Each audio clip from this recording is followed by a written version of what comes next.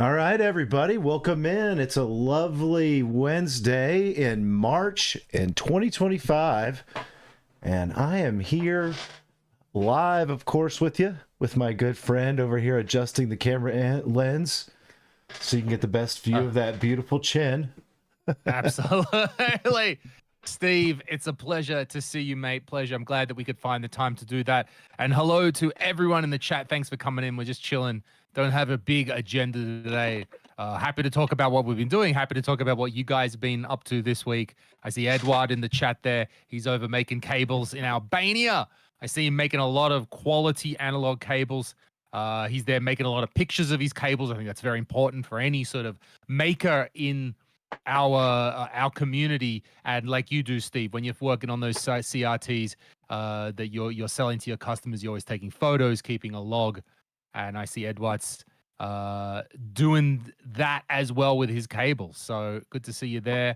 Keith is in the chat. Ronnie, Stefan, Everybody, yeah, man, we got Steve too.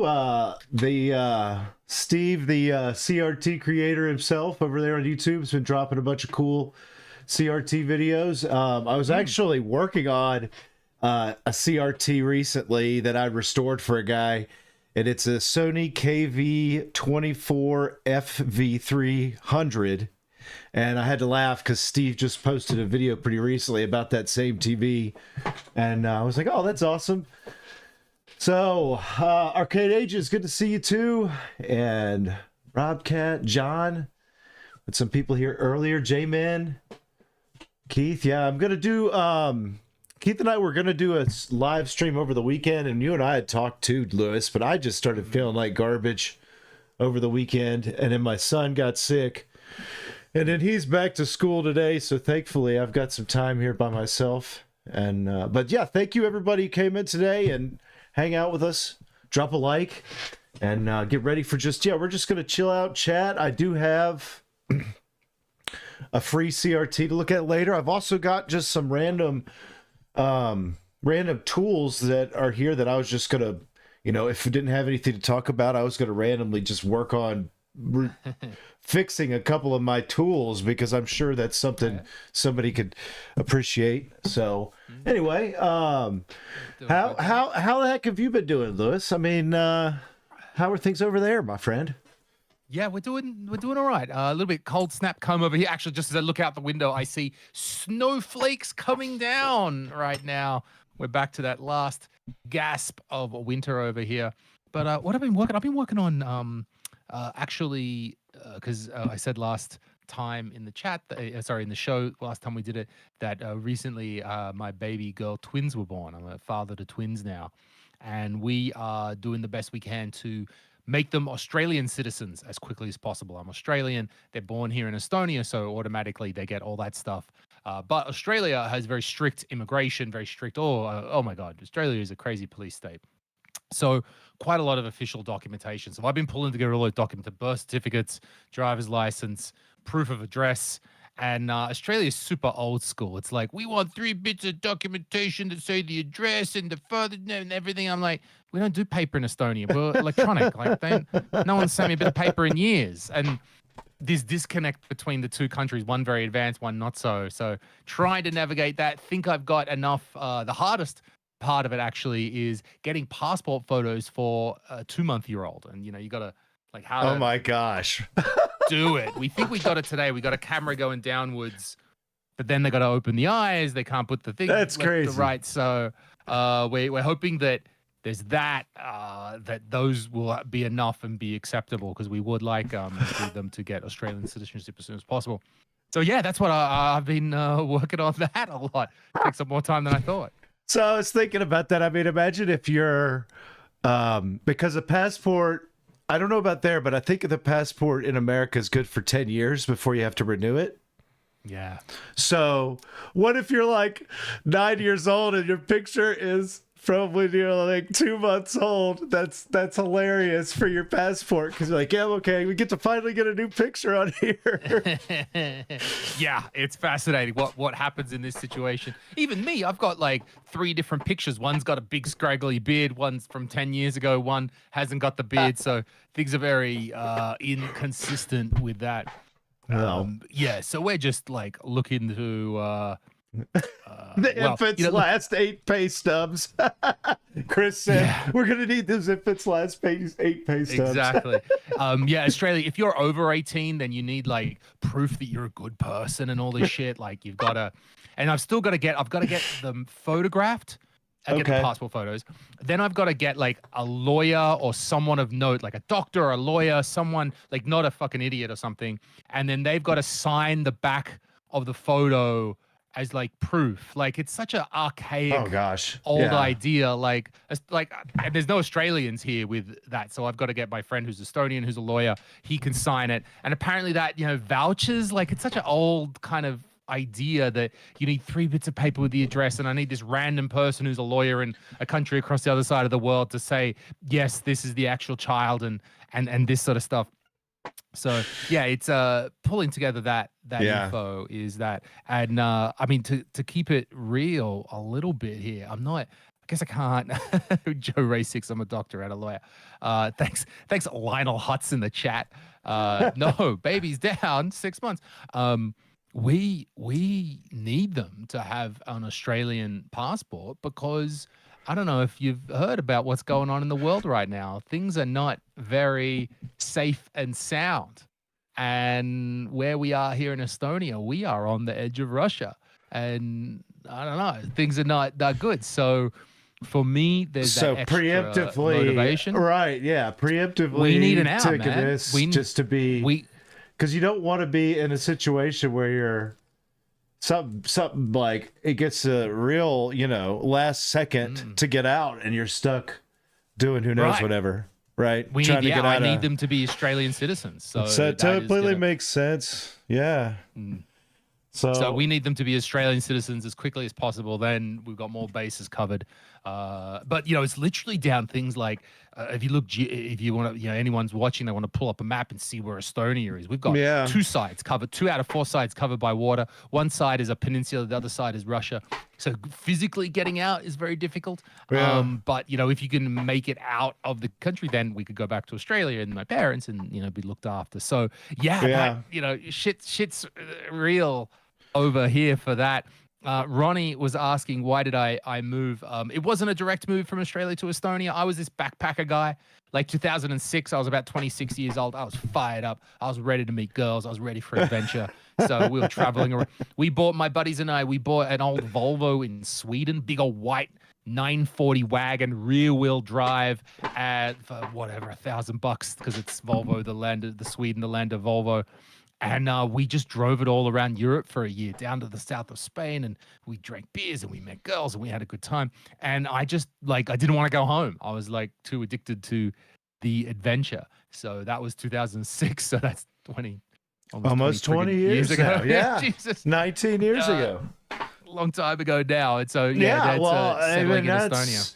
That's interesting because it's like I was thinking about that too, like 20 years ago. Where was I? And that was when I was in my last year at my university, and I had just started dating my wife. And so it's crazy to think like 20 years, and then now I've got my son will be 14 this summer. And it's going to be crazy for both of us because you're going to go from this point 20 years from now. You can imagine what we're going to have.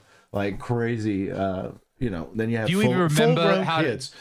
Do you reckon you could still change a diaper, Steve? Oh man, I don't know. I don't think I'd want to for sure. No, I don't know. That was one of those things. It's you like, I don't know, depending on what you guys are doing, but diapers and like the whole breast pump thing.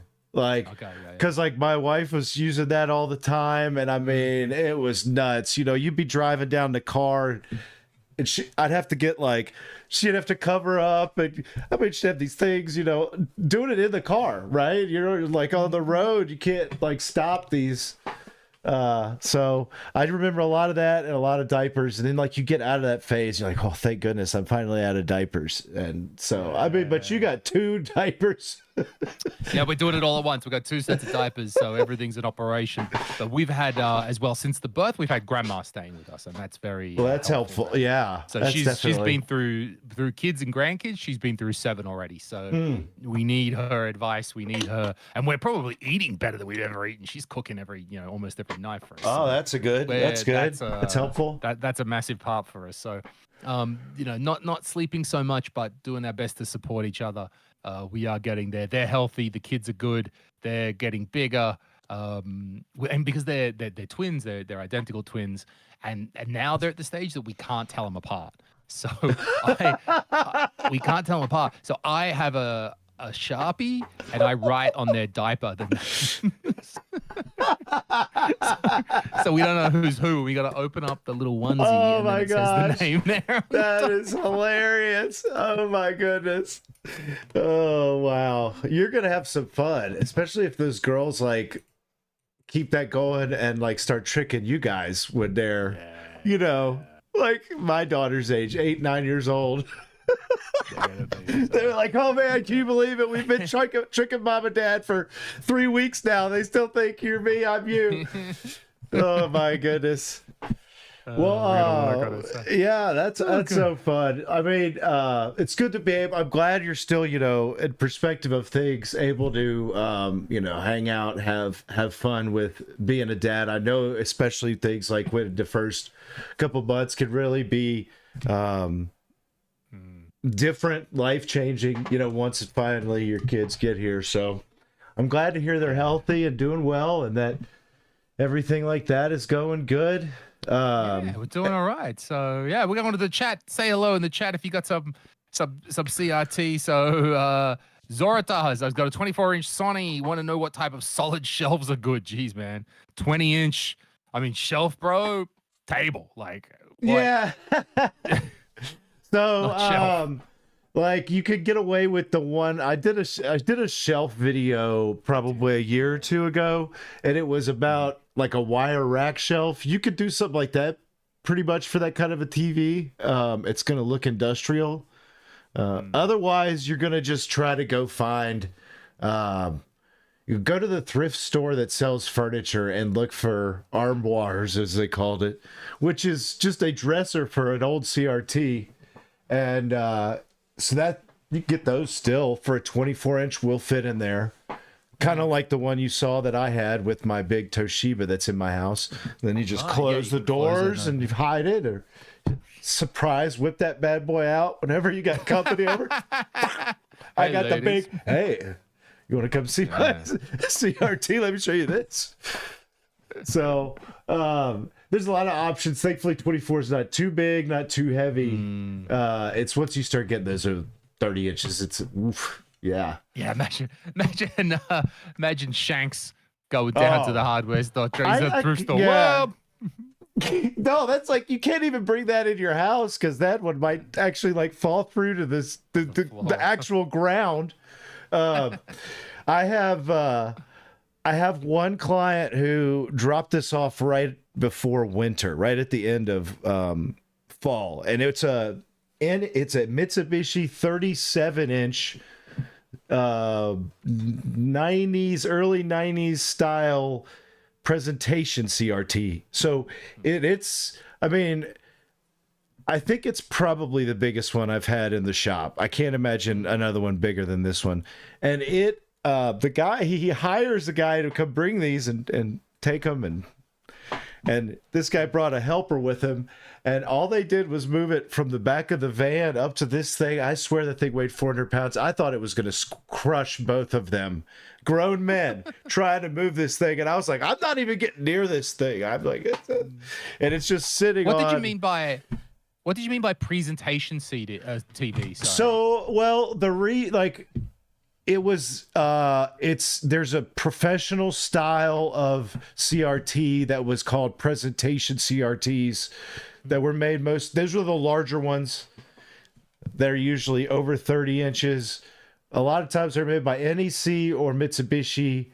And those are the ones that have multiple inputs, multi-format. And then like this one probably does 480p. And but it doesn't power on. I haven't had it's so cold till like this recent week that I was like, I'm not messing with this thing till it gets up to above decent temperatures for a little bit. So it's more likely to be used in some sort of commercial setting, display. Right. So like it's got a really heavy duty case to go with it.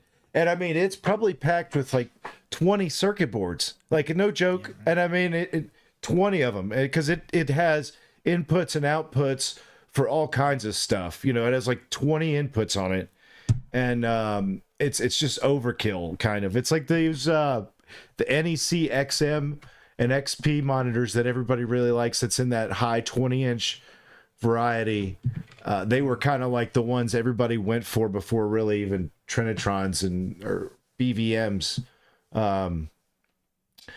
They're like the evolution point of that, how it got to that. But usually you would see them in a waiting room or like, no, I mean like a boardroom back in the day, or maybe something like, I would imagine too that they would have been in medical like facilities where you would go and try to watch an operation theater or something where you're in like a classroom and you're like, oh, I can see it better. Whoops, up here on this big TV. But I'm sure they were where expensive.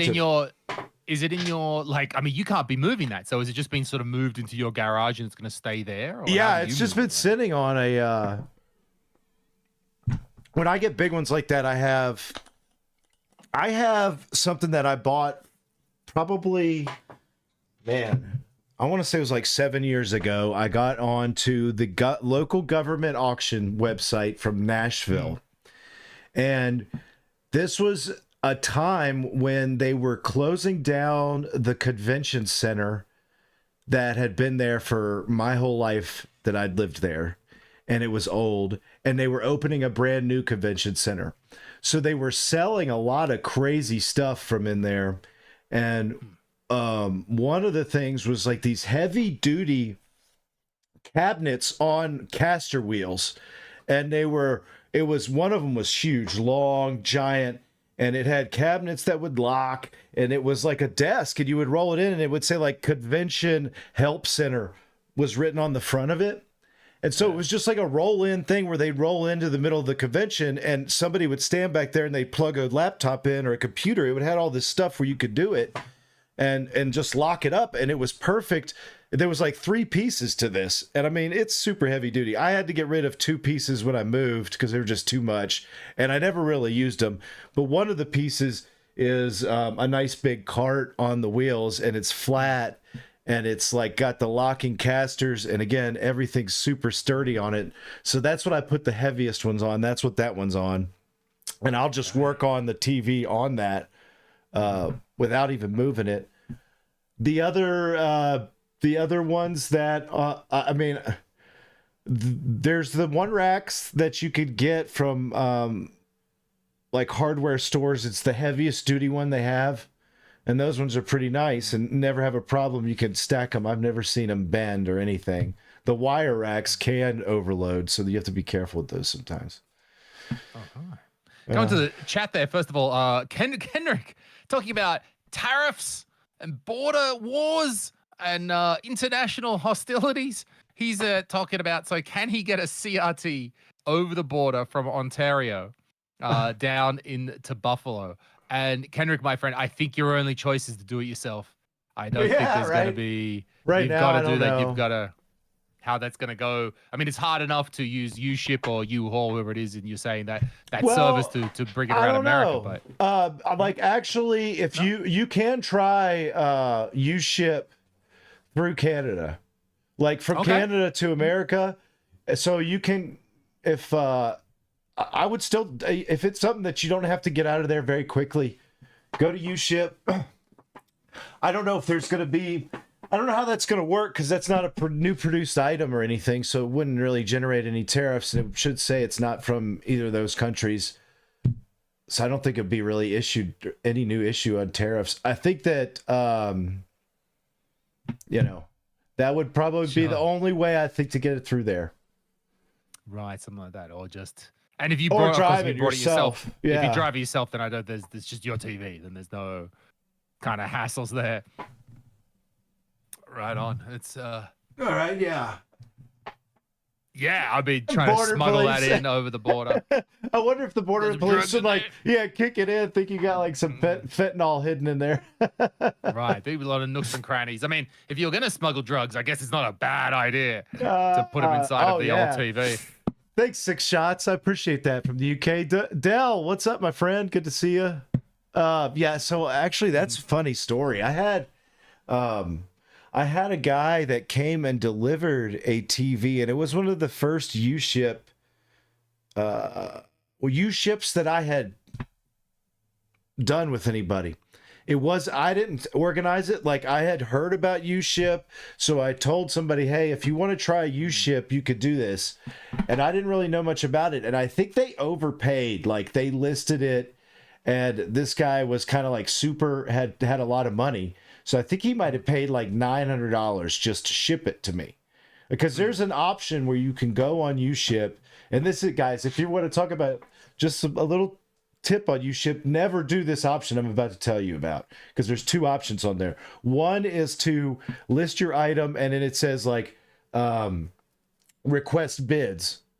Well, that's what he did. That's where somebody just sends you a price and you say okay or no. The other way is to list it and name your own price, and it gives you a bell curve, and so you can follow that bell curve, but that'll save you a lot. It generally will tell you go on the high end of that bell curve, it's like $200. So that will help out. Well, anyway, the guy, he was like, oh man, I can't believe this guy paid this much to send this TV. And I was like, really?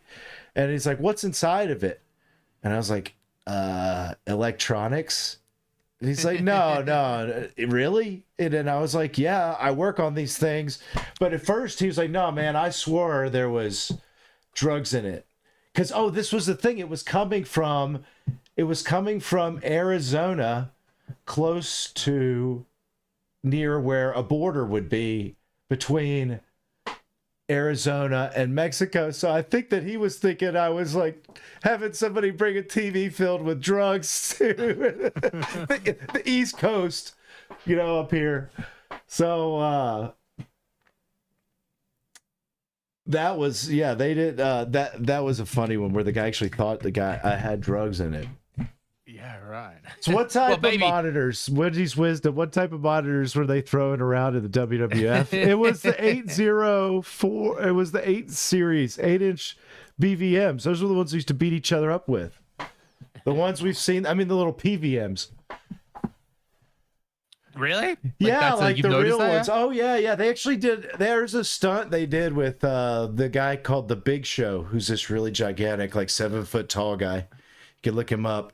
And he punches one, and it explodes when he punches it. Like, he punches it, and it just goes, and it's part of like his staged up thing. He had like a cast on. It was funny. Dude, that's funny. You need to pull that footage, dude. You have to use that. I always wanted to do like a documentary, or like I thought it would have been funny to do a skit video where you get a call and you're like, hey, it's the WWE, and we really need a CRT for tonight's show. And you're like, yes, finally, I got my chance to get. And it's like, it's so you're like, I would be a video, be like meticulously getting this CRT ready and like making it look perfect. And then like the first shot would just be that guy just punching the thing and it exploding like 5 minutes after I delivered it. And then it would cut to me just like crying. I always thought that would have been fun to make, but I don't have time to do that stuff anymore. That's funny. And it was the PVMs. And I guess it's that same phenomenon where if you're just watching a TV show, any random TV show, and there happens to be a CRT in that show, there's a higher than likely chance that will have a PVM or a BVM in just a random setting. And that's because they were just grabbing whatever the hell was hanging around the studio at the time like, oh, in this scene, there needs to be a TV. Oh, we'll just grab the TV that's hanging around the studio, which is the PVM or the BVM. So actually, there's a higher than likely chance to see a professional monitor on TV in a setting where it typically might not be. Oh, yeah, all the time. I notice them constantly. What was I watching? Something even last night. Oh, I was... I came in here last night because the dog was snoring, and I put on I laid on the bunk beds here, and I put on Back to the Future 2 on the DVD, and I made it to like I made it like 10 minutes in where they're doing the whole hovercraft scene over by the clock tower in the future, and I passed out. But I was laughing, or I was like trying to catch pictures, because when he was in the Cafe 80s, there was all these they were all JVC TVs that were coming up and talking to him. And then when he first comes into town and he looks in the store, that's the retro store that has the almanac that has all the sports bet winners of 30 years. Right next to it is a giant JVC BVM. Like in the window, like by the BVM, and it's literally a BVM style made by JVC. Hey, Belmont, accurately predicting the future. Yeah, I was like, that's awesome. It's like it's so weird, because I was like, I've never seen that one. Like, it's a JVC from the 80s or not. It's like early 90s probably. And like, they're like, oh man, throw that.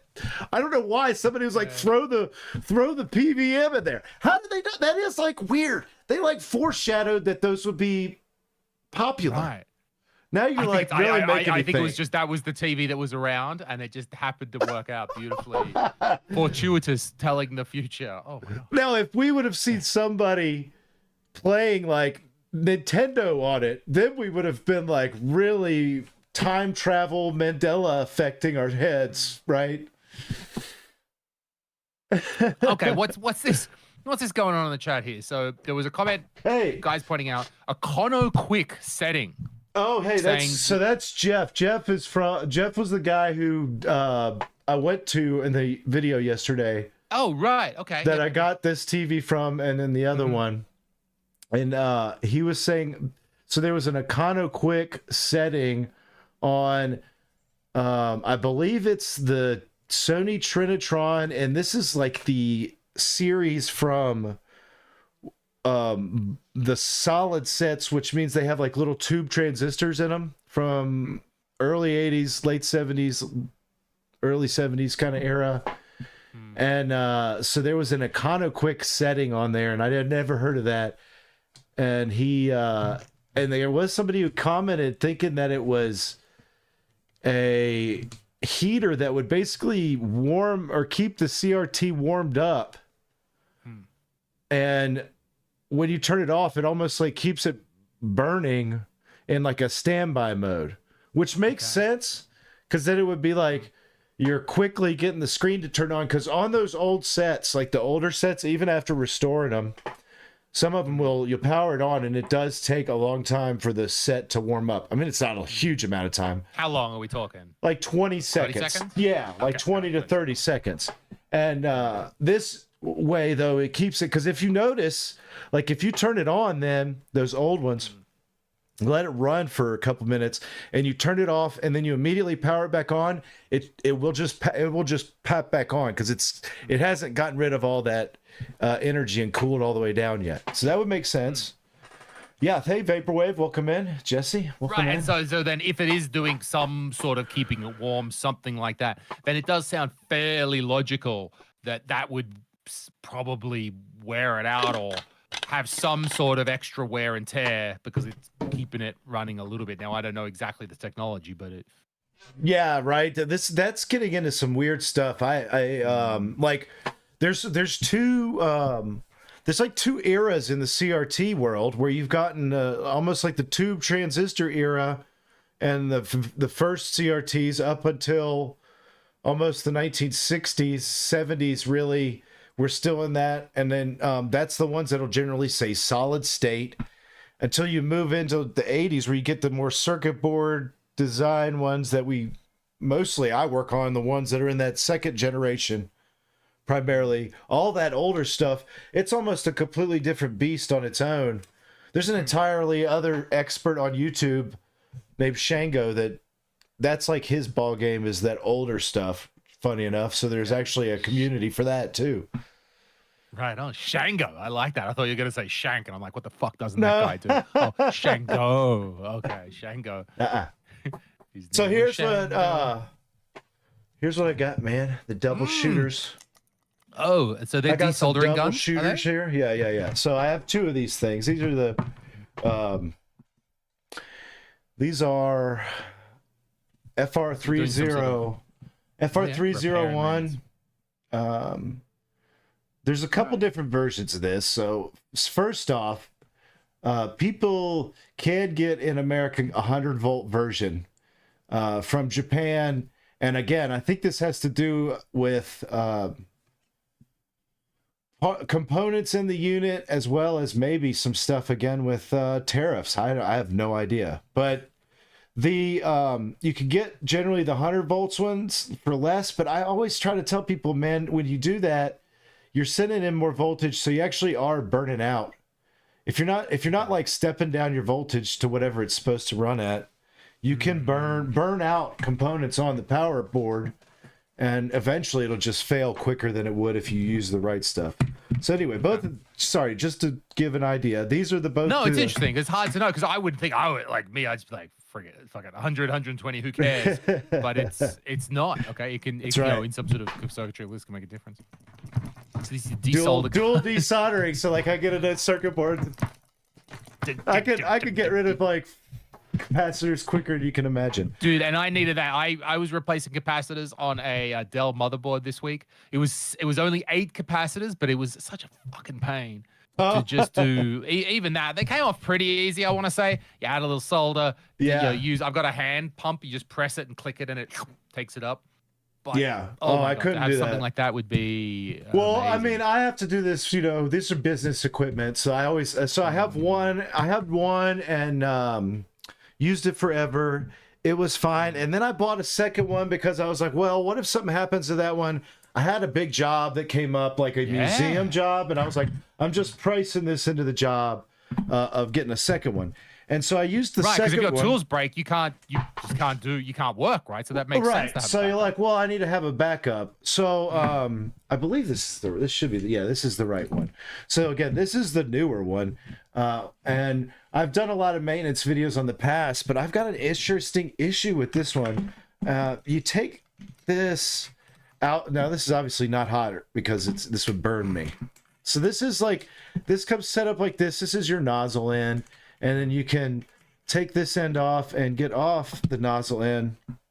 Okay. Well, what has happened to mine is it was usable for a while, but the heating element here, pretty soon after I was using it, it snapped off a piece from the heating element. And you could see here, like this is a replacement one. I had to order one of these recent. So I mean, this piece right here is like $70 for this. But do you see how this has like the barrel is an extension here? Right okay. There? Yep. So that's the bit that broke off. This somehow snapped off on this one. And I think it snapped off inside of here. And this thing's basically shot. You can see it's fully filled up with crap. And it's got part of that barrel in there. It was working for a while. I could keep it cleaned up, but it started to get so bad, I was just tired of using it. So I ordered that, and I thought whenever we got on a stream, we could try replacing that on here. So you have to buy that whole part for $70. Yeah, I had to buy this to get back. But I mean, thankfully with this tool, you could go directly to Hacko's website and get pretty much every piece on it. I have here's a fresh tip. Okay. Did you buy direct from Hacko? Yeah, direct from Hacko. And then here's a filter pack for like the filter chamber, a fresh filter pot here. We'll change all this stuff in it. And then what's the last piece? There's a little flapper flange in this, like all kinds of stuff. So, anyway, this should be pretty simple. It should just be like unscrewing some stuff here. But that's what that's what I've got to get. I got to change this heating element and get this one back. So we'll just do that. I think it's just held in with some screws. When you have these desoldering guns, as I've learned from your videos, Steve, it's so important to do this regular maintenance. And there's different levels of maintenance. Like, is there something like you're doing almost every day, and then there's like every week and like different, to keep it working? Look at this. See, I got to make sure I keep all this stuff together because I'm going to have to reuse this. And this is actually the bottom screw, longer. Bottom screws longer. So you have to clean parts of this, which we're going to look at. I'm actually going to have to open the whole thing up. That's okay. I wonder if I have to... Can I get that through there? I don't know if that'll fit through that hole or not. If not, then I'll have to... I'm trying to see if like that has to go through there. So, okay.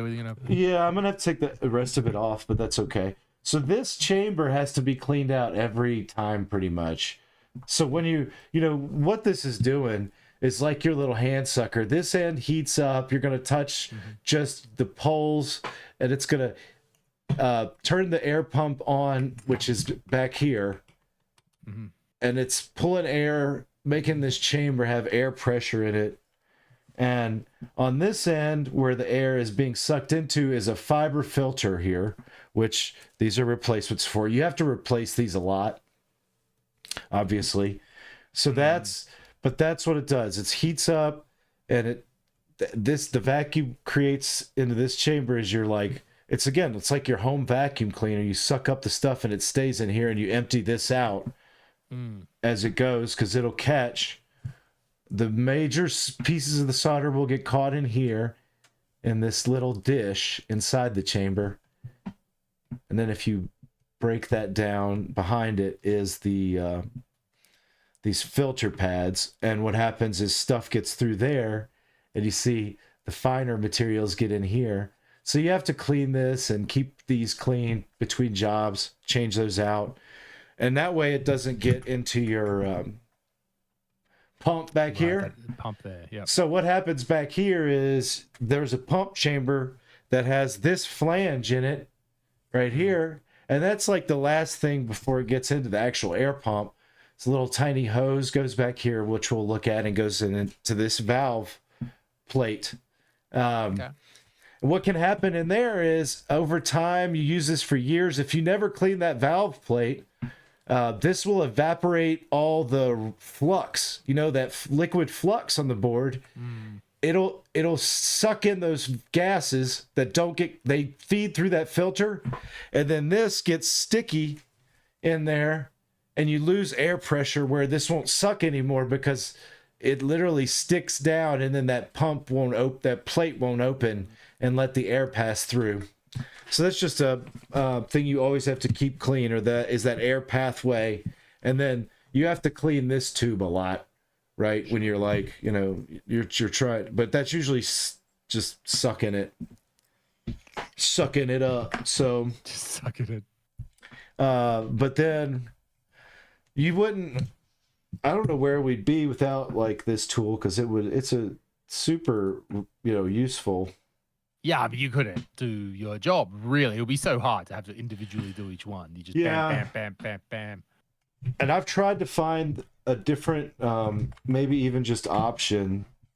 And there's nothing really at this price point. Once you get even the next level up beyond this tool is a workstation.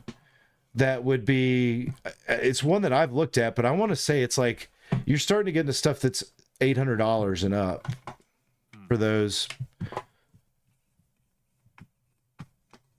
And how much is this gun worth? I think these generally you're going to invest about $300 in this, with that and like a good tip and like a pack of filters to get you going. Now it comes with a carrying case and stuff to clean it initially, so you get it started.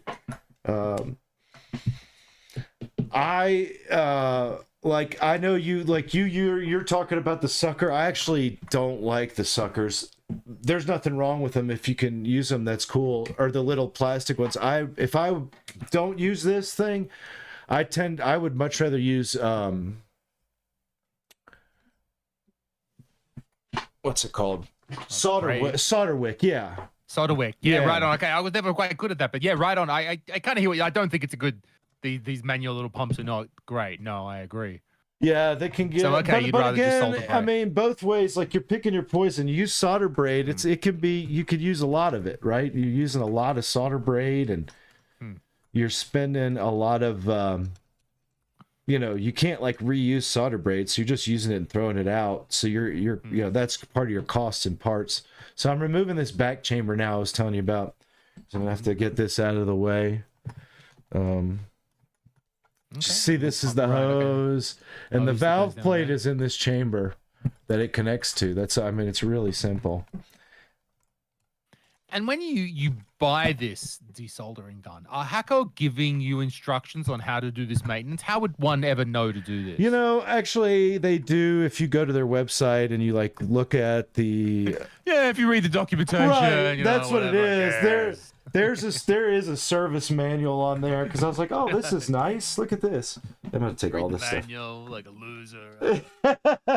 Yeah, if you want to read the instructions. Good to see you, Belmont. Thanks for stopping in. So you gotta because I was like, I don't even think there's instructions for this because I've made videos on it and there wasn't really that much out there.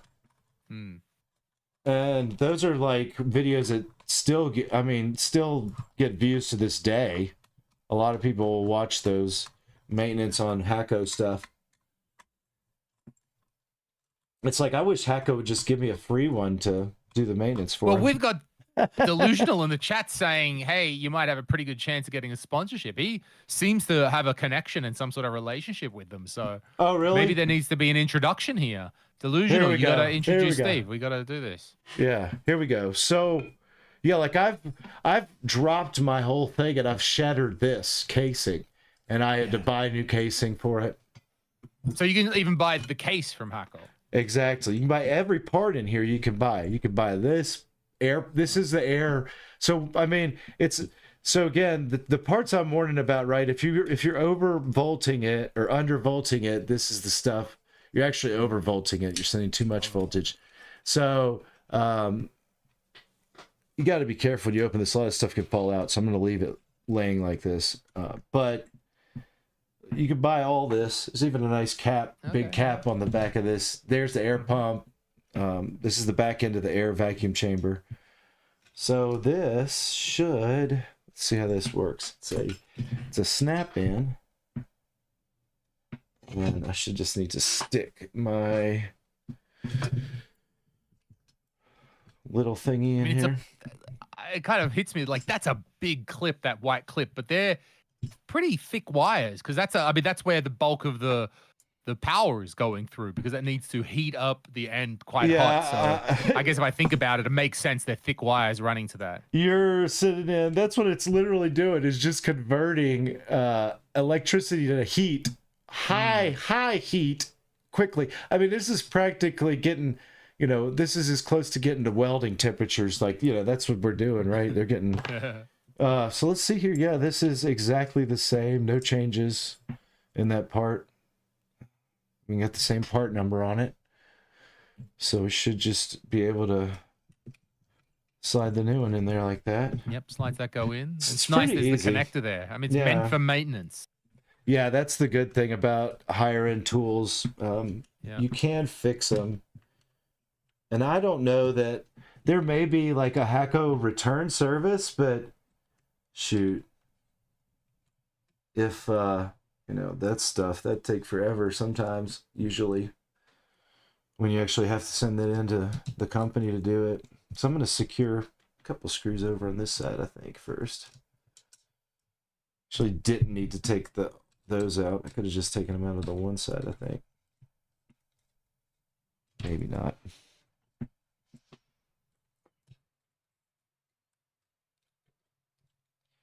We'll see. I might have to remove that again, but we'll see. All right, let's make sure everything's in here. Nothing fell out. That should be good. Cool.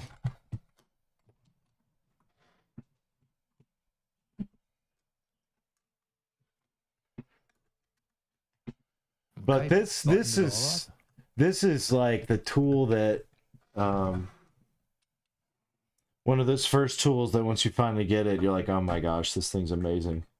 You just want to randomly, like the first time you get it, just want to randomly start removing capacitors from stuff. Oh, does that have a capacitor in it? Oh, does that have it?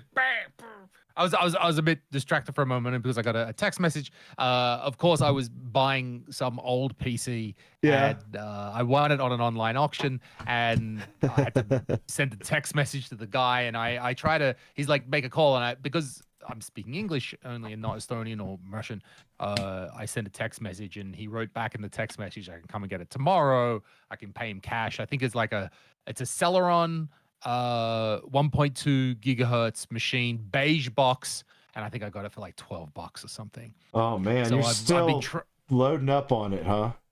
I have. I've been trying to buy. I'm looking for the retro PCs with the old beige boxes. That's and even if the insides don't work, a beige box for €12 is pretty good these days. Yeah. So I took my chances on it. I've just got to go drive out there for the the case. For the case itself, and they're all a lot of them are very yellowed and so forth these days. But still they're there. Like still, because every new PC, every PC since like that were beyond Pentium, like Core Duo and then i3, i5, whatever the hell, they're all black. Everyone's got a black. Maybe you've got some fancy white one, but I'm talking about retro beige. That's what I want from my retro case. So, he had two as well. Maybe I'll get one. There's another one. Maybe I'll give him another 10 and he'll give me the other one. So yeah, I've got the storage room. I'm trying to put away these beige cases, get them while I can. And I think I bought enough for the moment. So I got another thing I got this week. So side note is I did my tax return and I got a pretty decent tax return, right? So the first thing you think is what else can I buy when I get my tax return? So I found there was a dude selling, of course, a Pentium 3 motherboard. It's slot 1 and it's dual slot 1. And maybe you don't remember, Steve, or people in the chat. So slot 1 CPUs were the big ones that looked like a cartridge. Yeah. I don't know if you remember that or not. Yeah. So most CPUs, there's like a nice little CPU and with pins, and then it goes in and it's nice and dainty. But for some reason at that era, it's like a Atari 2600 cartridge that slots into the motherboard. And I think I've got a particular nostalgia for that slot 1. Yeah. And back in the day around the year 2000, I found a compact workstation that was dual slot 1 and it only came with one CPU though. And then eventually I found the second CPU. And that was 2000, so it was already beyond the time of a Pentium 3 500 back then, but it was still like the year 2000, it was still quite exotic to have a dual CPU setup. We didn't have like Core 2 and dual cores weren't really a thing yet. And it was still this even though it was quite an old CPUs, a very exotic thing to have multi-CPU setup. And I didn't know what the hell to do with it. And even back then, you had to put Windows 2000 I know Windows NT would do it, Windows 2000, Linux. I think I put Linux on it. But you had to get the SMP version of Linux and all this shit.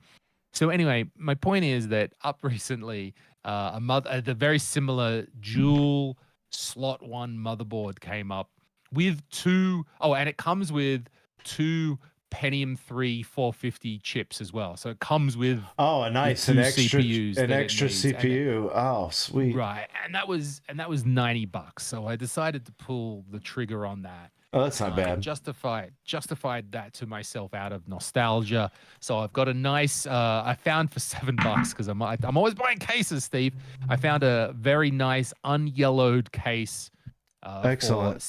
for $7, and I'm gonna put the dual Pentium 3 into that, and I'm gonna make that my Windows 2000 build. And I'm actually thinking what I might do is use that as like a writing PC.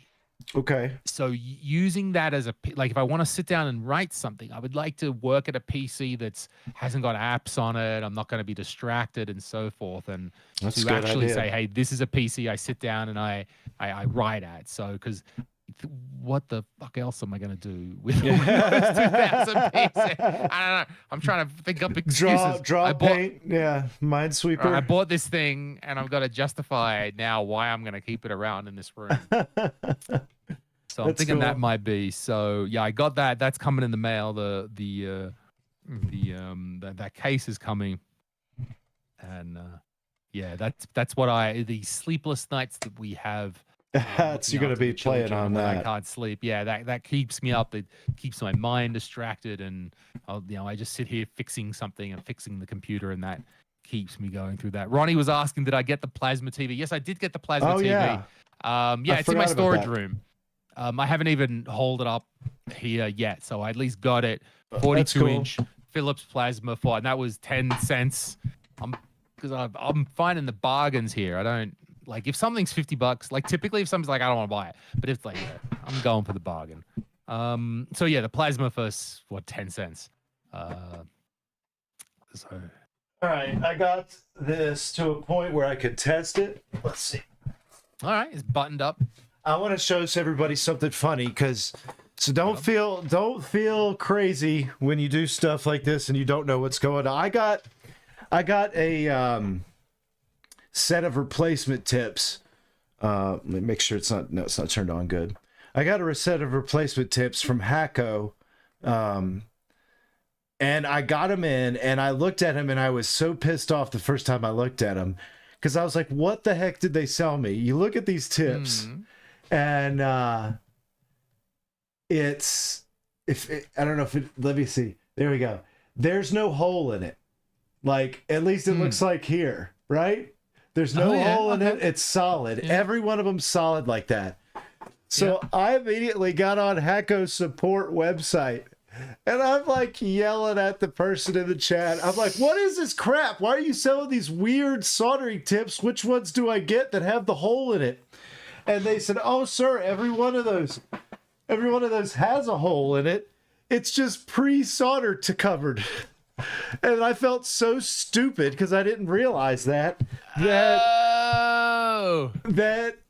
it's got solder on it like this. So watch when I turn it on and it heats up and I hit the button, it'll suck the solder and you'll see the hole right here. But yeah, I felt so stupid. I felt so stupid. And then I was like, okay, thank you. A+ for the chat review. God damn, you get all angry, fired up. Yeah. So and why is that? What is the advantage of pre-soldering that tip? I think it protects that tip because it's so a tiny hole, protects anything from getting into it and like damaging it or bending. So yeah, let's see. I'm going to see if this actually works now since I've got it turned on. Let's do it. And also go into the chat, Joe Ray 6. Yeah, what CRT you buying? 26? Yeah, 25, 26 bubble tube CRT. That's what Joe Ray 6 is buying with his tax return. Tell us more, mate. We want to hear. Tell us the story, please. Yeah, and then just an update. The hole is there. I don't know. It's very difficult to zoom in on. It's like a 0.9 millimeter hole right in the middle there. If I don't think it's gonna. There you can kind of see it, but yeah. So the holes in the bottom, that all worked. So this is good. That's really everything good to go. On there. Nice. You've done all the maintenance. Rebuilt the chamber. That's pretty much it. It's ready for the next job. And then the other one is fine. So yeah, let's jump in.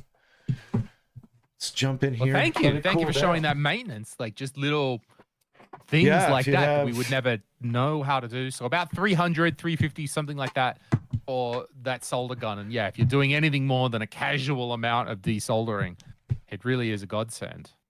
Well, and it's portable at least, right? You know, I mean, like I have. Right. So the next step up, you said the 800. That was more like a workstation. So that wouldn't even be as portable from the sounds. Oh no, it's not. That's the thing. It's not. The other options are not portable at all. And really, what I want to find upcoming is really good options for handheld soldering wands that are portable. Not for the ones while I'm using here, but again, like if you're out at a convention, and I know there's ones that have like no cable on them, right? They're like battery powered. Yeah, like a battery powered all-in-one wand, basically, that you're soldering with. Between that and the desoldering tool, you could do a lot of quick maintenance on things, I think, out in the field.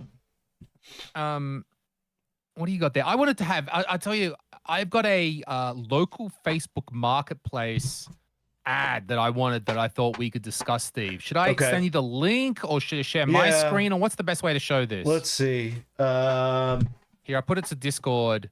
Yeah, give it to me on the chat. Here, I put it in. Yeah, I put it in the chat as well. Maybe everyone.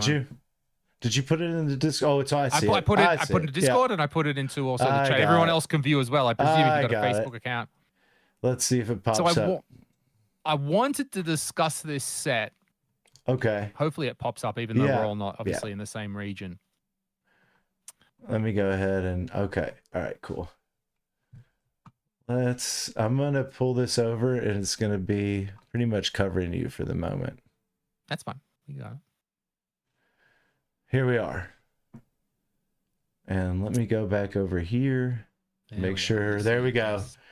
That's that. So let's see. So we've got a 21-inch Trinitron.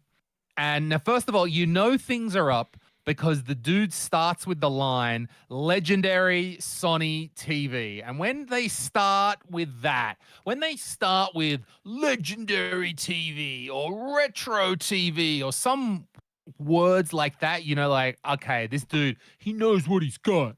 It's one of these guys, right? It's this sort of thing. He knows what he's got and he wants his price. Now, he wants 100 euros for that. Now, some of you, I appreciate that if you're in an area where you can't get TVs, 100 for a good quality 21-inch Sony Trinitron may not be outrageous. Around here, that's a little bit more pricey. Then you can still find something. Like, I've literally got another ad where someone's got another 21-inch Sony for free. But it's like hidden to the third image. Anyway, my point is that's a little bit too much for this particular area. But what makes this stand out is this high black technology, which I had never heard of before, and I had to look it up myself. Steve, have you heard of this in Trinitrons? Yeah, I mean, I've heard him say that it's not the only one. When you look at Trinitrons literally from this time period, the black case that are still curved, it's one of their tubes that they would say this one has a high black Trinitron tube. And they'd go through these different phases of calling a tube different from a standard tube. And this was the high black era. I'm not sure what the documentation says on it. Did you find anything interesting? Yeah, it's something about like it should be darker blacks. It should be. It's something. I mean, as the name suggests, right? The black should be blacker. Yeah. I mean, interested to go to the chat. Has anyone encountered one of these? Oh, yeah. If anybody has any experience with it, I do think I've encountered it. I don't know that I could say that I would notice anything super different about it. Trying to think of which one I would have used with a high black Trinitron tube. Maybe we could research over here and check out. Let me open up a so this thing is no at the doubt CRT as well database. Why the guy has put the locally expensive price of 100 euros on it, because of this high black, and he wants to do that. So I would love to hear some, like, does it actually make a difference? What is the difference? And no matter what, I'm not spending $100 on.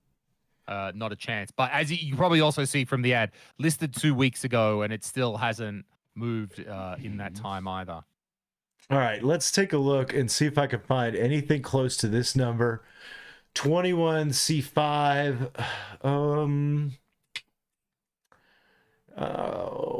I'm trying to see if I have worked on any, or if there's anything in here. High black tubes have a darker coating tint on the front glass. Gravitone. Right. So I wonder, gravitone, does that mean that the whole picture is a little bit more dim and that's how it's getting the darks? But you're looking up some info there, Steve, you said. Yeah, and I don't know that I'm finding much yet, but I'm trying. I'm not sure why here we go.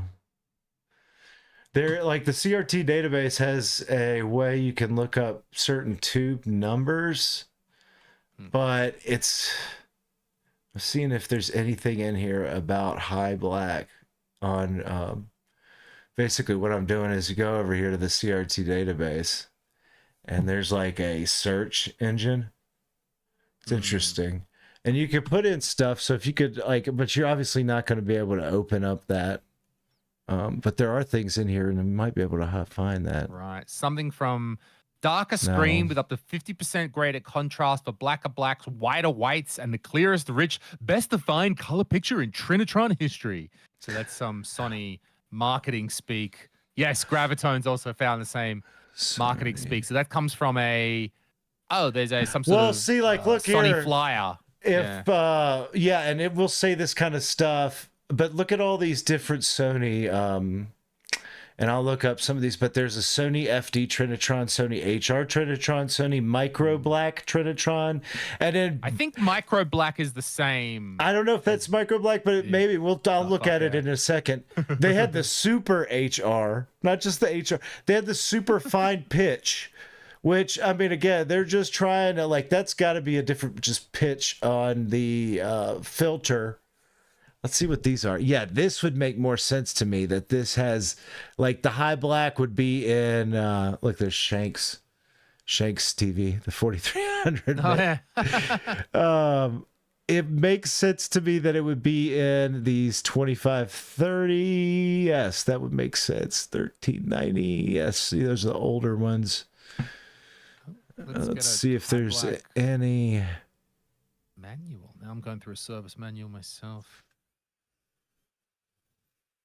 It looks like it's maybe mostly a higher end consumer tube, right? Sure. So anyway, if anybody knows any more information, what's to find it? I know that I've seen similarly to what you're discussing the marketing materials that pretty common on that particular television set. Let's see what tube is in this one. It's this. Oh, that one you got behind you there? Oh, no. Yeah, this is the other. Sure, that's not too hot. Still is hot. This. So out of the way.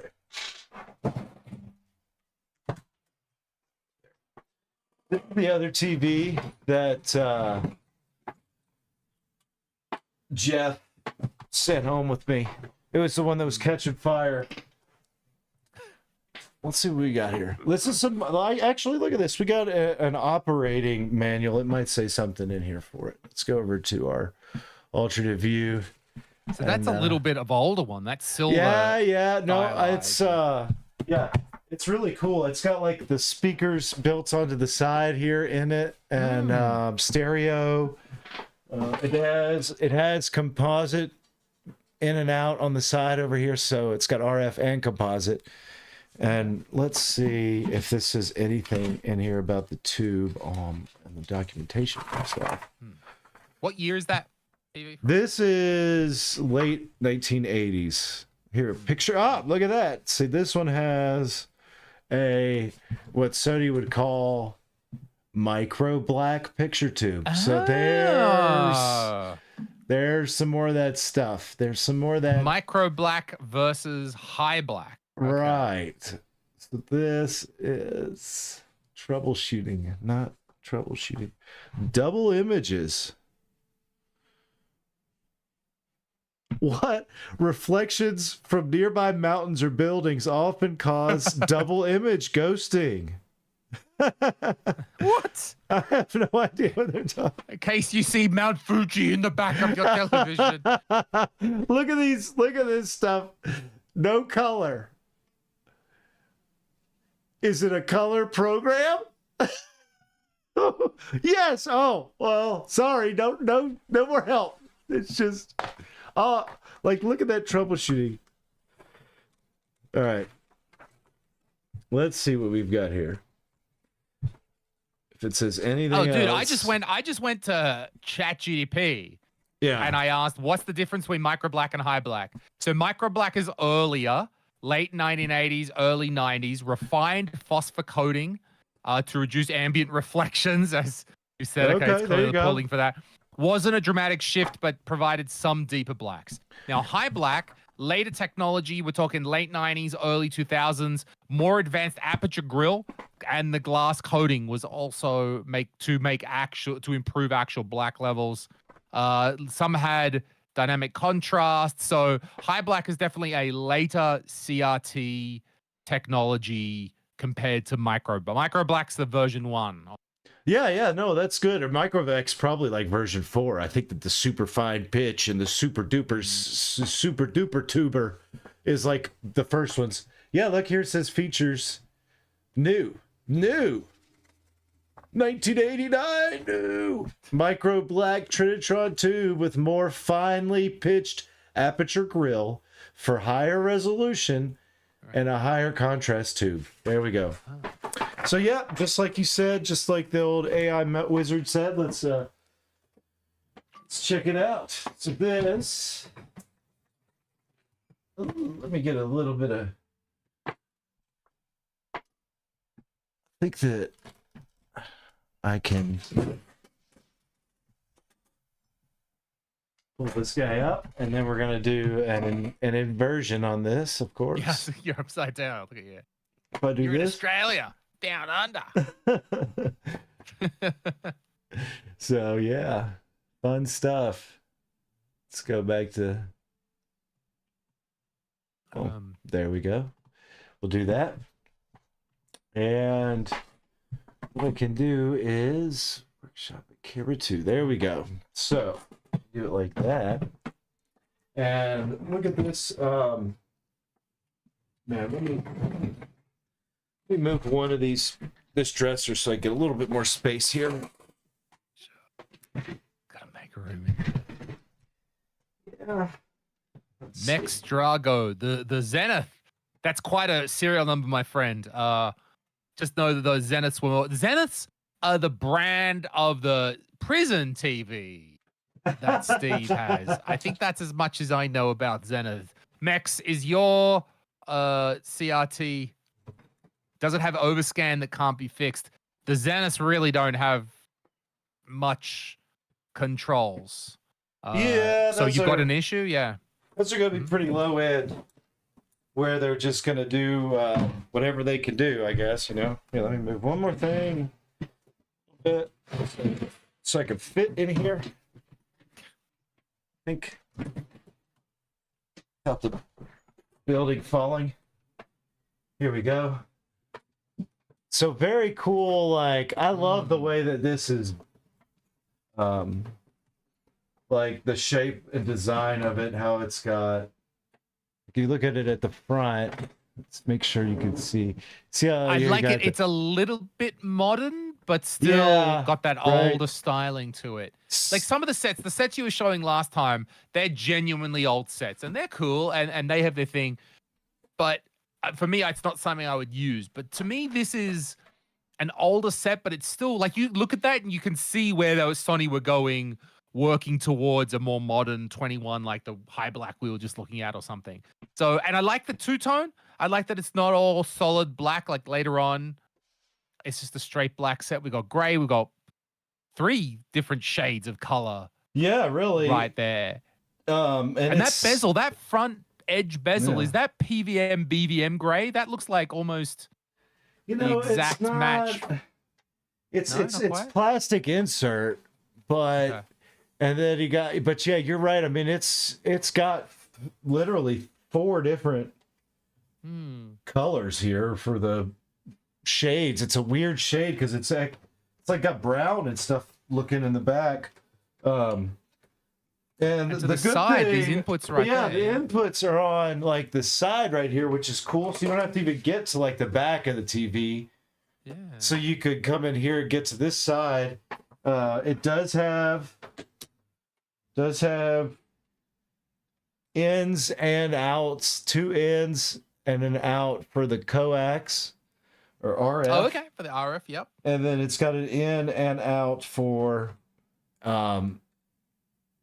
the AV or composite. So that's something that's different. Like the other one I worked on was RF only.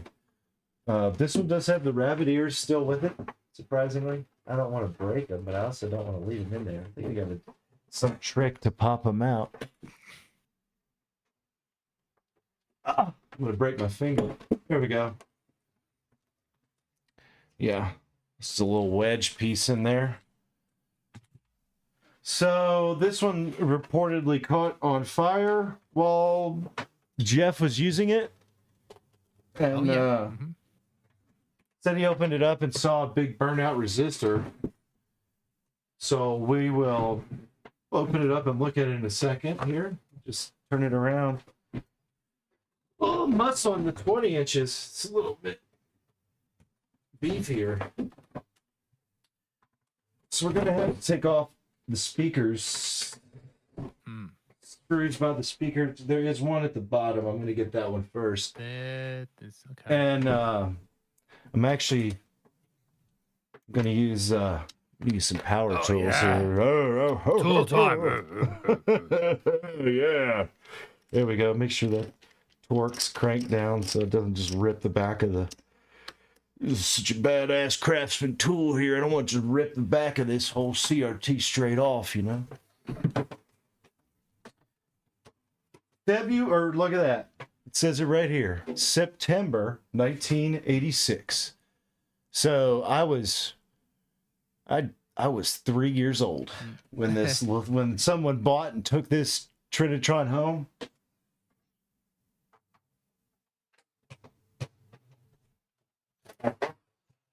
September 86.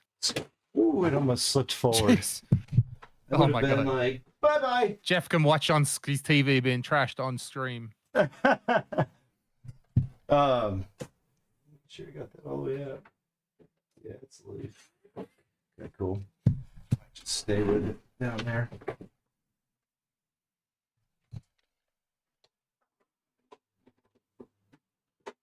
And then I can get.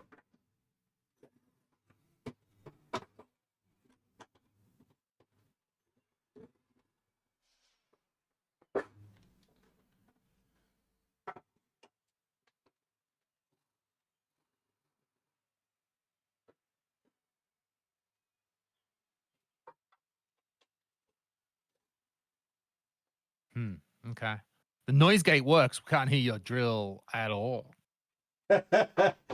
Really? So it's just like the magically quiet drill. Yeah, we can't hear it at all. Stefan C. side project. Install a slim PS2 inside of a CRT case.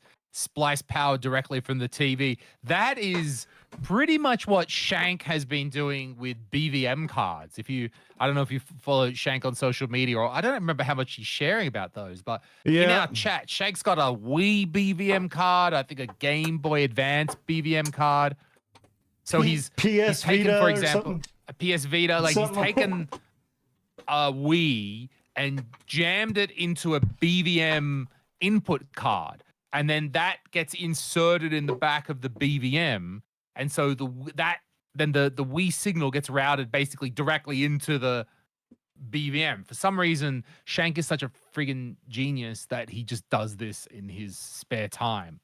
And for no good reason. I mean, he's not trying to commercialize it. He just does it, I think, for the shits and giggles.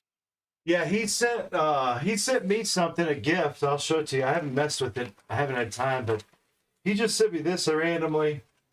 And check this out. I'll show it to you. It's this little dongle, right? Which you're like, oh, what the heck is that? Who cares? Oh, yeah. This goes in the back of the 8-inch 8-inch CRTs or 5-inch PVMs, BVMs, and then it has the USB-C power link in there, so that converts it to DC right in this barrel, so you can use that. So I was going to use my I have a giant solar panel with a battery in it, and I was gonna set this out in the sun and set up the an 8-inch PVM and just have it on a solar powered PVM out, fully portable. So I'm gonna try to get my that would be, I think, an interesting small video to make. Yeah. Like, if you use that adapter, how long does the set last on a battery pack or something, or like pulling power out? How long does it last on that thing? How long can you make the portable PVM work for? Yeah, I've been laughing because I was like, man, I had some pretty decent ideas for videos that would be like hugely popular, but they have like nothing to do with CRTs. And I was like, well, do I actually make that video, invest the time into it? And it's not. It's like literally, I thought about what if I went around and tested every single, did a thorough test with graphs and stuff of every single major paper towel on the market, and like an absorption test, and broke it down and all this money, and did like a 15-minute video of that. I was like, that would get like 2 million views, just like which paper towel is the most economical in the form of like cost per absorption, the cost to absorption formula. And then I'm like, well, yep, that probably would, but I'm like, yeah, I'm probably gonna forget about that in like 2 days. But I was like, that's the kind of stuff somebody should do if they just want to go make a channel and make money on the video content. But yeah, the USB-C allows us. We were talking in the chat with Mex, who's trying to go buy the set, and I was saying when I've wanted to go buy sets, I've sometimes brought the Mister with me as an easier way to test something on the go. And even then, though, I had to plug the Mister in. I had to like ask the guy, like, hey. And he's like, what the fuck is this thing? And plonk the Mister on the table. And then, hey, can you plug this power cable in? But with USB-C enabled Misters, a battery pack would run that for a while, enough to, if you made your Mister like just automatically boot somehow to something, you could probably set it up so it boots straight into a test suite or something like that. Yeah, that would be cool. It boots straight the built-in 240p test suite core that I think Keith had a part in developing. You could boot straight to that and then use the USB power brick, and that might be a simple way to test on the go. But yeah, you got to have a Mister in the first place to do that. That's a long screwdriver. Look at that thing. Yeah, these ones are being a pain right here. The bottom. Let's see. I'm having trouble with the bottom in the speaker well here. It's just tight. You got to squirt a bit of WD-40 in there or something. Squirt.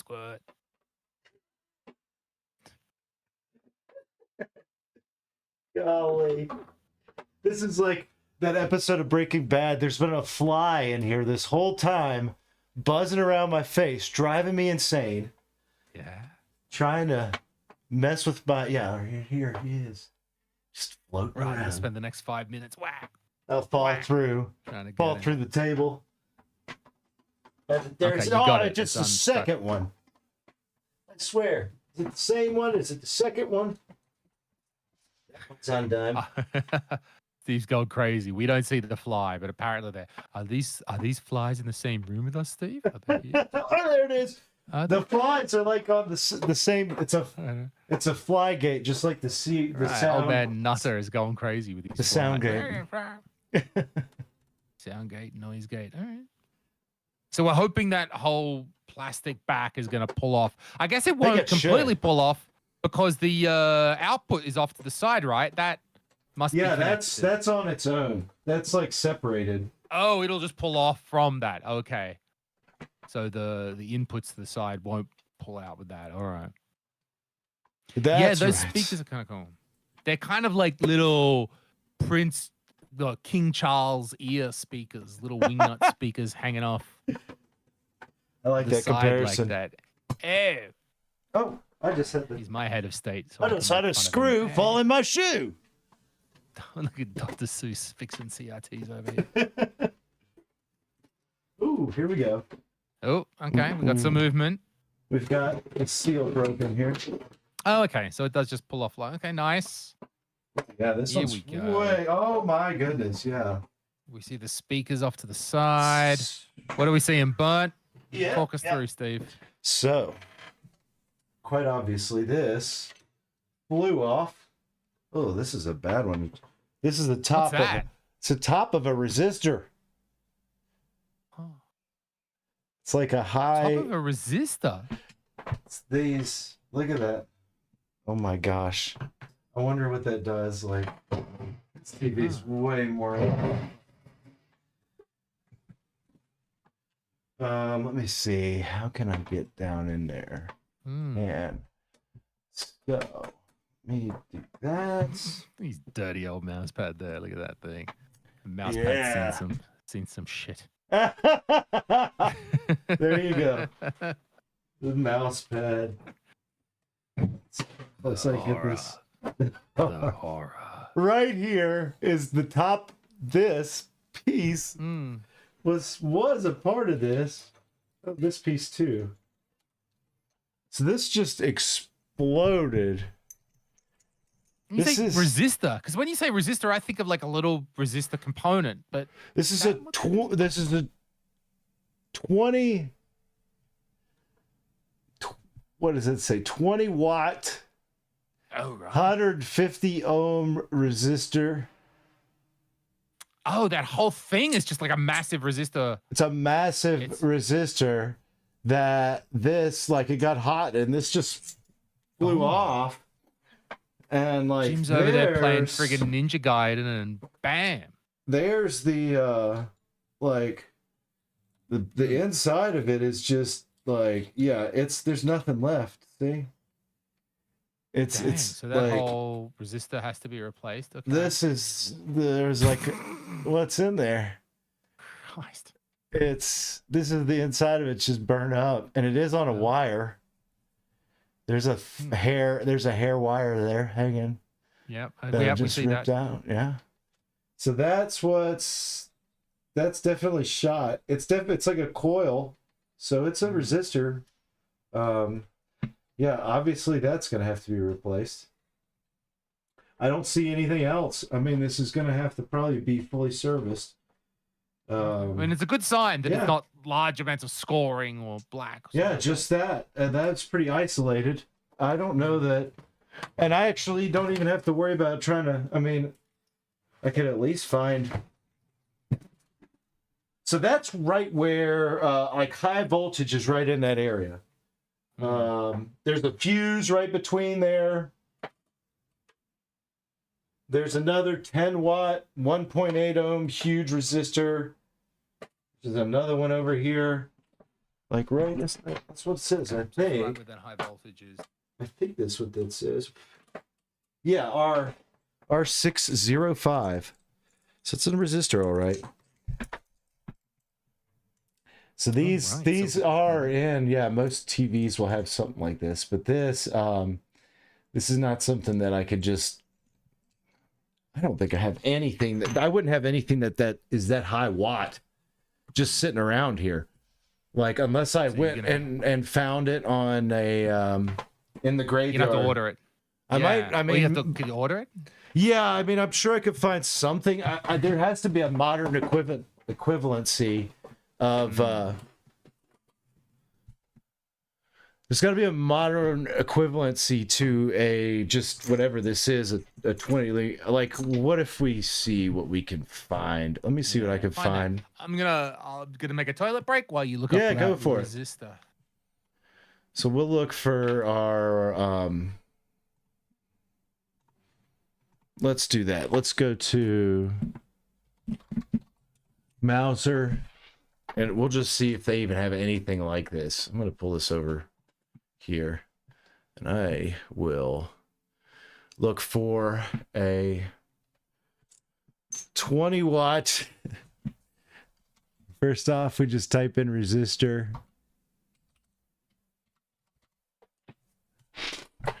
Resistors, baby. Resistors. Let's see what we can find here. This looks, I mean, that's about as burnt up as I've ever seen. So if we go down here, in stock, resistance, 150 ohms, power rating, 12 watts. But it's not, they don't have anything like that. Oh, that's ohms, U ohms, milliohms. I was in the wrong thing.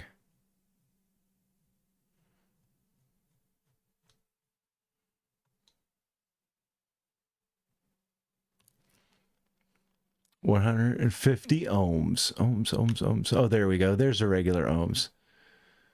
So let's pick 150 on the ohms. Maybe we'll get lucky. 20 watts. Oh, there we are. How many watts was it? Sorry, 20 watts, 150 ohms. Let's see if there's anything even in stock. 7 results. Boy, these look weird. Look at all these things. They're completely different. Let's see. This is an SMD resistor. It's probably no good. It's gonna be too. Look at this thing. Oh my gosh, what is this one? What is the heck is that supposed to be? I think I had a couple of those when I was trying to make resistors with audio, like high level. Really? Screwing around, but 20. okay. Like, oh, wire wound. That's what we just had, right? Wire wound. So I'm guessing that these two at the bottom. Let me see if I could get the bigger. There we go. Let's look at this here. So I've just gone over to Mauser. I typed in resistors, and all I've done is selected my power rating of 20 watts, 150 ohms. See, and then I've selected in stock. And it gave me these as the results. Now, since it was a wire wound, I mean, we obviously saw there's 2 wire wound ones here. They're pretty, goodness, that's a big price difference. One's $1.50, one's $9. Let's see what we've got here. First, this one. I've never heard of either of these brands.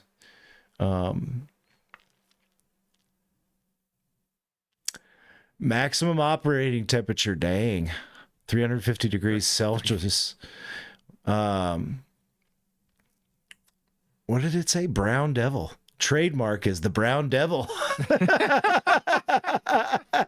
An old Brown Devil, huh? And heroin, tar heroin in the wire wound resistor. I mean, goodness gracious, this is something. It's the good stuff. Voltage rating 750, 5 axial. Let's see if we could get I want to see what this actually looks like. I mean, this to me looks like a modern. Doesn't this look more like a modern equivalency to what we're looking at? This looks like it would probably be. Oh, that is crazy. So what's the other one then? Bring up that cheaper 151. What's going on with I mean, that? I'd probably have to order one of each of these. Oh, this one. Actually, no, this one. Look at this one. This one looks a lot more. Look, this looks just. Look at that. It's got the ceramic bit on top of it. Mm-hmm. Just like it's very similar, except it has these very thin legs. Well, what do we got? We got 500 volts only. 500 volts. Yeah, it's lower voltage, and it's way lower operating temperature. But I mean, 155. Is that going to be an issue for you? I don't know. I mean, this is a super hot resistor. This resistor runs super hot. Oh, okay. So the resistor can get quite hot, even though. Yeah, I don't know that. Running it, I mean, this looks more like it though. I can't imagine. I don't know what the spec would have been on this originally. Wonder if I could find that the old archived, whatever they're called, MS or the data sheets on. Sure, you got to Google it or something. Put what was oh, you're gone. Oh, there you are. Look at that. Here we go. That was a big good magic trick. Damn.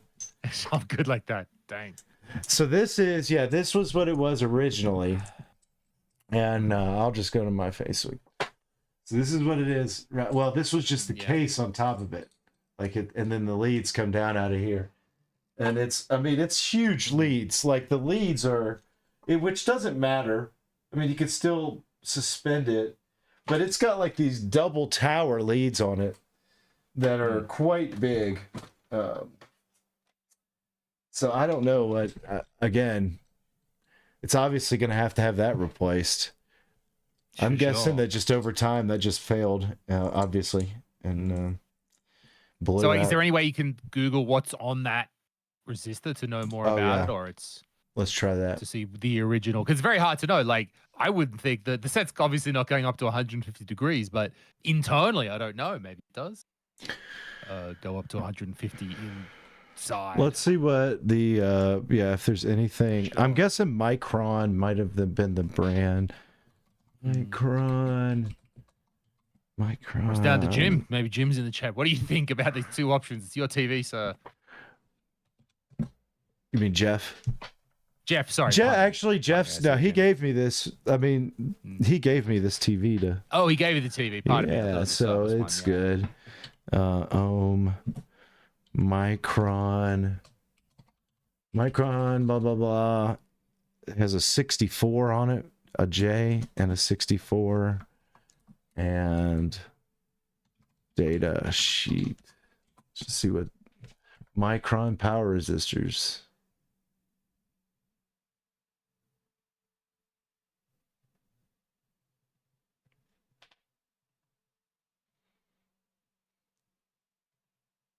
So I'm gonna I'll look around some other places, because look, like there's, I mean, this is a little different. This is a K. Huh. I wonder what that thing. So I like, for example, here's something on eBay that's closer. Oh, okay. Looks, yeah. It's pretty darn close. It's just it's not the same. But that's the kind of stuff I'm finding on Google, is things like that, based on that. So do any of those list? I mean, I guess temperature. So I'm trying. It says, let's see here. Here's a data sheet of something. Let's review this for a second. Put this over here, and we'll switch to this. We'll go in here. OG Micron. Okay. Yeah, this looks like something that would be explaining what's going on, how it's got these leads that are like dual leads like this. So let's see, 20 power rating. Resistance range doesn't say anything about temperature there.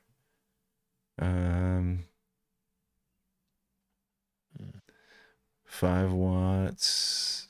5 watts. Yeah, that might be if we get to the right ones. Power rating.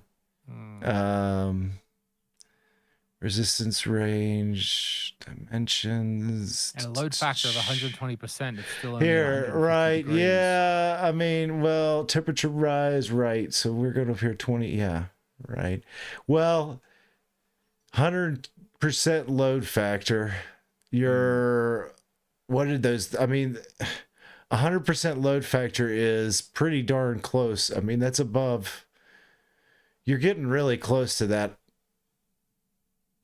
temperature where you're going to start wearing that thing out, right? I mean, according to this, right? I know if you get something that's like the top or we're talking about here, is it the one I just saw is rated 150 degrees. So of course this is a different part, but at this part, at the 20 watt part, you get over here where a load factor of 100 and you're right below 150, you're at like 140. So you're close to where you're just, if you're running it, and I don't know if it would be running that hot, but whatever, you know?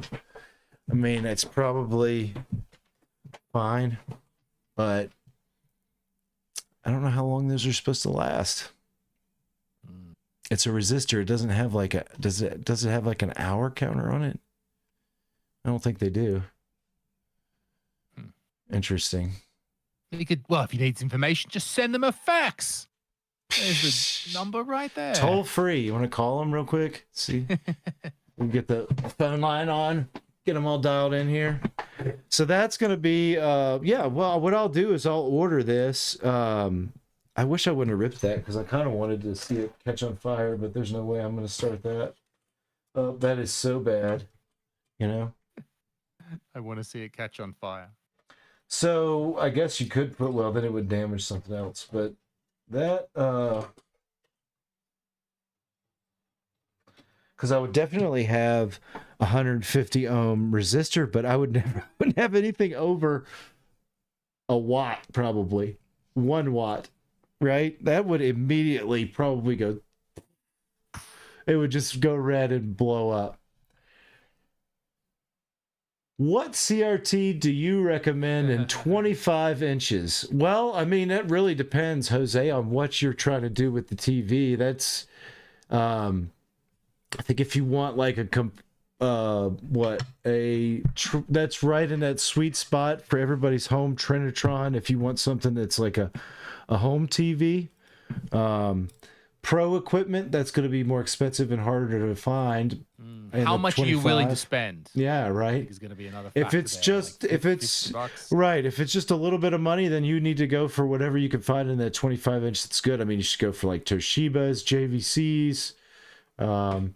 Really, anything you could find, I think, would be a factor. Like you could also go. I mean, like there's Taos from Panasonic that are really good, do a lot of things. And then if you just want old school, I mean, you could find older ones that just do composite inputs, like RCA stuff. Those look good enough, but they're pretty basic. Oh, so yeah, DigiKey, maybe. I don't like to order from DigiKey because they've told me a lot of times where, and this is nothing. If you like to order from them, that's fine. But I've ordered stuff from them and they'll tell me it's in stock, and then they'll send me an email later saying, "Oh, that's actually out of stock." And I'm like, man, this is frustrating to me because then I gotta like wait for them to approve my orders. Sometimes now they do seem to have more parts listed on their website, surprisingly, as being in stock. Right? That's a good trick. Yeah, to get you going. But I've been ordering from a company called Lemona, I guess.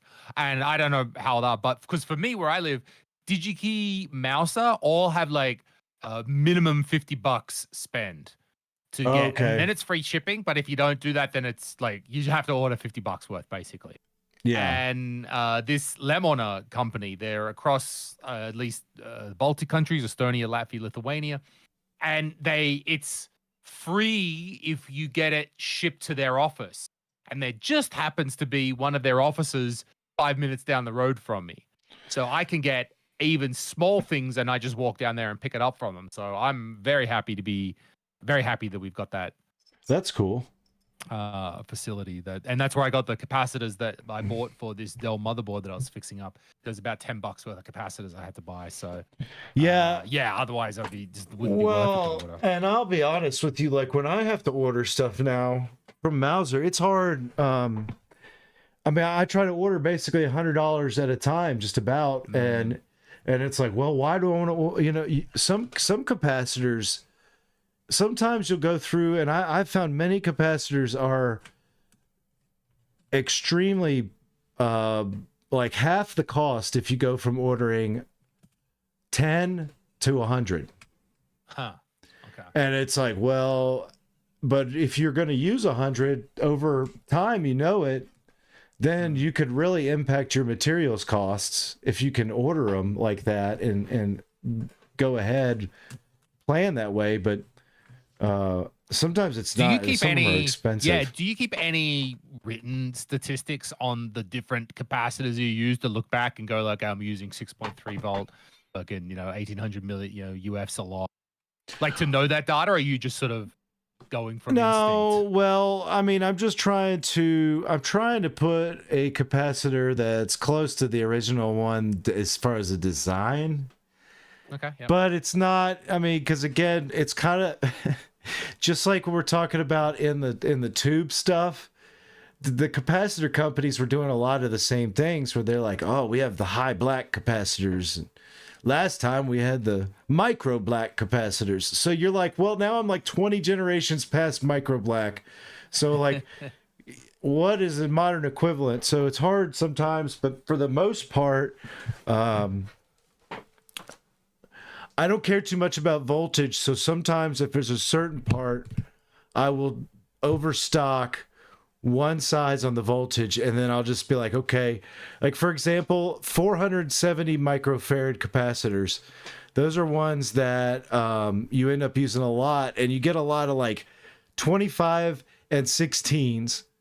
And I never order 16s really, because the price difference, I'm like, well, I might as well just order 3 times as many 25s and use 25s for all of them. I had somebody who mailed me probably 200 of these gigantic capacitors. Let's see if I got one right here. Because they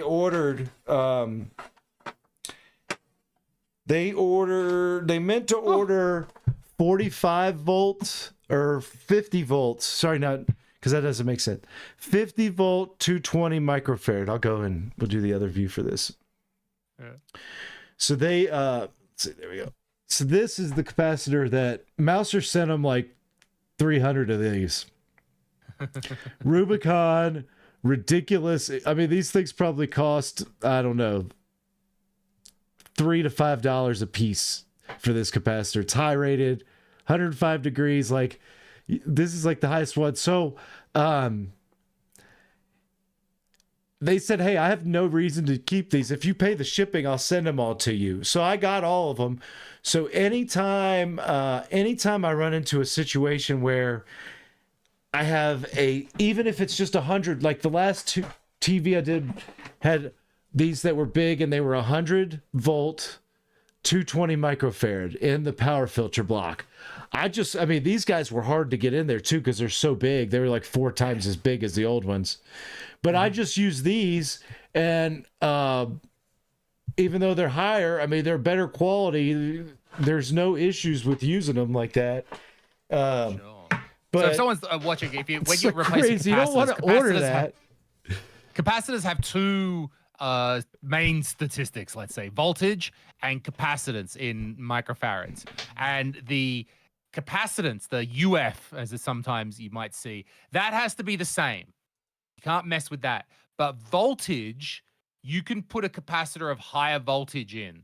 So if your original capacitor says 16 volts, you can put 25 volts in, and it's fine. That's normal. It means like maximum it can take. And look, like, I'm not going to lie to, sometimes you'll run into weird capacitors in power supplies and situations where it'll be like, let's say you get in and you find a capacitor and it's like old and it's like 450 volts or 400 volt and it's 200 microfarads. If you can't find it, I mean, like, even in that case, I'm not going to tell you. You could, because there is a chance that there's a spec there, but there's also a chance that this is close enough to that original design that you just use this one and you're still okay. But I would not do that unless it was, again, something that you just cannot find. That's I've had to do that. Resort. I've had to do that before where, again, and it's not been any problem, but it's something weird where it'll be at an odd voltage and microfarad that you just can't find, but you can find the one right next to it. And depending on the function of it, like a lot of these are big power filters, so they are like taking in that wild power. And so a little bit off on that may not impact it because there's so many of them, but it just depends. So it's like but you are safe to do that voltage change, like to go higher. You don't want to go lower. Yeah. And folks, I don't care how many times you've done it. Always go back before you power and test your item. Always check to make sure that you put the right capacitor in the right spot and that you didn't accidentally put it turned around the wrong direction. Can't tell you how many times I've done that.